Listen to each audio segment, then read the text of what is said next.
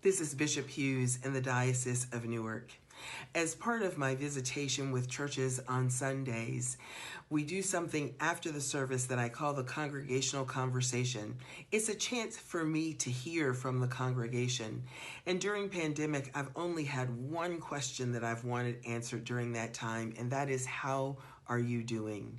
And every member of the congregation that wants to share an answer to that question has a minute or two to answer it. We don't have time to hear everybody's full story, but really in 2 minutes, we're able to hear a good sense of how people are doing. It's a blessing every single Sunday because most congregations, I'd say at least 80%, sometimes more, sometimes every single person on the call answers that question. And it's not just for me to hear. It's for everyone else who's on the call. These are Zoom calls. Everyone else who is on the call that's a member of that congregation gets an update on everyone else, as does their priest. It's a blessing. It's also a healing time and an instructive time, because one of the things that we learn during that time is just how much we have come to know in all of this, how much we have changed, how much we have grown. And then we also learn the parts of ourselves that are hurting or that are grieving and that need the help of each other.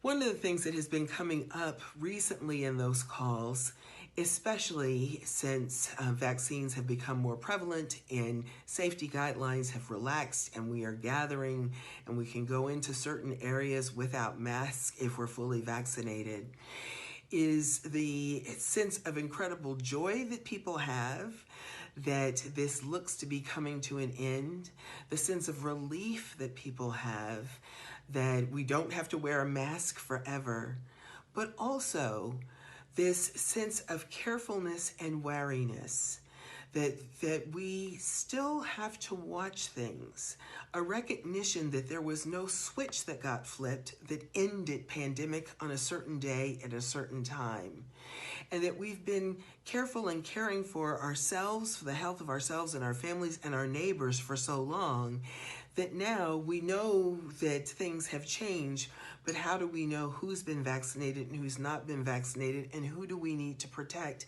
And a sense of really wanting to protect all of those around us.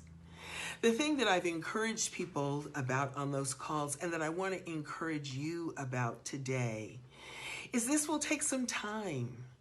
It'll take some time, and the way God has been with us every step of this, through all the hardest parts of pandemic, God will be with us in this part where we navigate whatever it is that the journey has for us at this point. And part of that is determining what we want our lives to look like post-pandemic.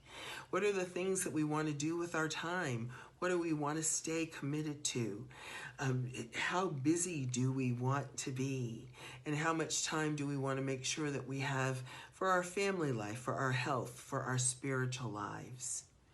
We'll also continue to figure out mask or not mask. Do I feel comfortable gathering? Do I not feel comfortable gathering? And that will take time. And I want you to trust the fact that the Holy Spirit is speaking to you. And if you feel a pause, perhaps that's the Spirit telling you, hang on, be cautious for a moment.